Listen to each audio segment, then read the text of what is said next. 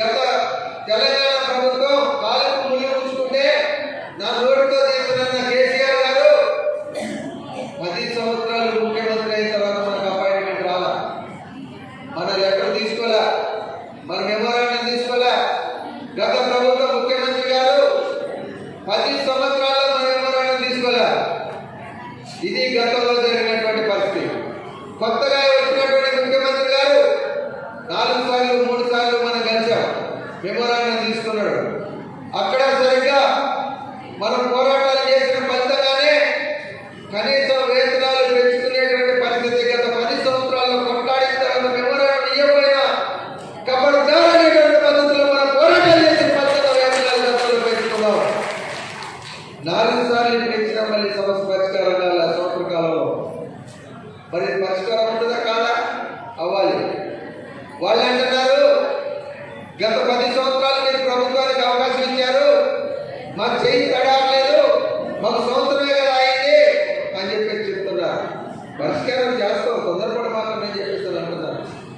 మనం కోరేది ఒకటే, ఇవాళ నెలల తరబడి సంవత్సరాల తరబడి అనేక సంవత్సరాల నుంచి మనం పోరాటాలు చేస్తున్నటువంటి మనం ఇంకా వెయిట్ చేయడం అనేది కాదు, రానున్న కాలంలో పోరాటాలు చేయాలి. ఎవరికి రాజకీయాలు ఇట్లాంటి పని చేసేటువంటి వాళ్ళందరికీ కేంద్ర ప్రభుత్వం బడ్జెట్ ఇవ్వాలి. ఈ స్కీములు ఏం చేస్తారనేటువంటి పద్ధతిలో ఇవాళ బీజేపీ ప్రభుత్వం, నరేంద్ర మోడీ గారి ప్రభుత్వం వ్యవహరిస్తా ఉంది. ఆ రకంగా బడ్జెట్ లో కేటాయింపులు జరగాల్సినటువంటి అవసరం ఉందని చెప్పేసి రద్దు చేసి కాలుకోవడానికి తీసుకొచ్చారు. రేపు ఆశాలు కానీ అంగన్వాడీ కానీ ఆందోళన చేయడానికి అవకాశం లేదు. ఇది సెంట్రల్ గవర్నమెంట్ చేస్తున్నటువంటి పరిస్థితి. అసలు ఆశాలకు జీతాలు ఫిక్స్డ్ వేతనాలు కావాలని మనం డిమాండ్ చేస్తున్నాం. ఇదేమన్నా గొంతెమ్మ కోరిక? మనకేమన్నా గొంతెమ్మ కోరిక కాదు.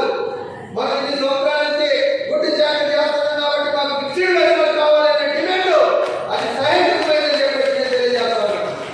దుర్మార్గం ఏంటంటే కేంద్ర ప్రభుత్వం మన గురించి పట్టించుకోవట్లా, నరేంద్ర మోడీ గారు మన గురించి పట్టించుకోవట్లా. ఇది దుర్మార్గమైనటువంటి విధానం. దీన్ని సమూలంగా మార్చాలని చెప్పేసి కోరుతున్నాం. అదే సమయంలో రాష్ట్ర ప్రభుత్వం కూడా, ఇప్పుడు రాష్ట్ర ప్రభుత్వం ఏమంటుంది, 10 సంవత్సరాల వరకు పరిపాలించారు, డబ్బులన్నీ కాజేసిపోయారు, అవినీతి కుంభకోణాలు కూరపోయారు. ఇప్పుడు నేను డబ్బులు తేవాలంటే అప్పులు తేవాల్సినటువంటి పరిస్థితి వస్తుంది, ఉన్న జీతాలకు అయిపోవాల్సినటువంటి పరిస్థితి వస్తుంది. అందుకని ఆగండి ఆగండి ఆగండి అని చెప్పేసి అంటున్నటువంటి పరిస్థితి మనం చూస్తాం.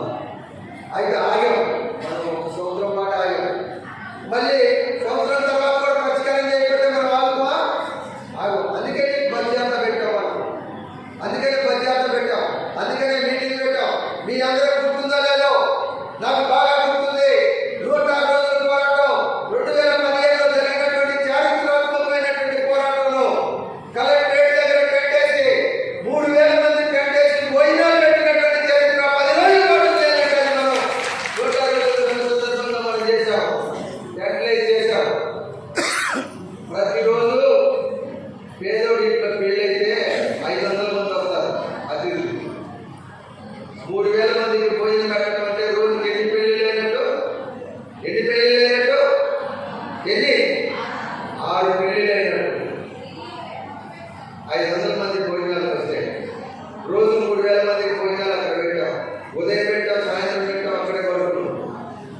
అప్పుడు ఒక రాష్ట్ర కార్యకర్త, నీ జీతం ఎంత అంటే నెలకి నాకు 100 రూపాయలే వచ్చిందండి, 200 వచ్చిందండి, 300 వచ్చిందండి అన్నారు.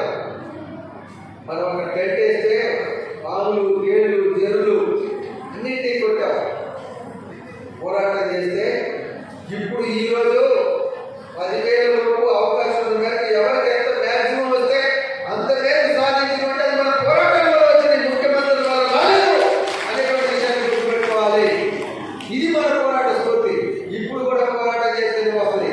కొంతమంది అంటున్నారు ఇప్పుడు కూడా పైరువీళ్ళు వేస్తే జీతం పెరిగింది. పైరువీళ్ళు వేస్తే జీతం పెరిగిందా? పోయారు ఒకరిద్దరు. మొన్నటి దాకా 10 సంవత్సరాలు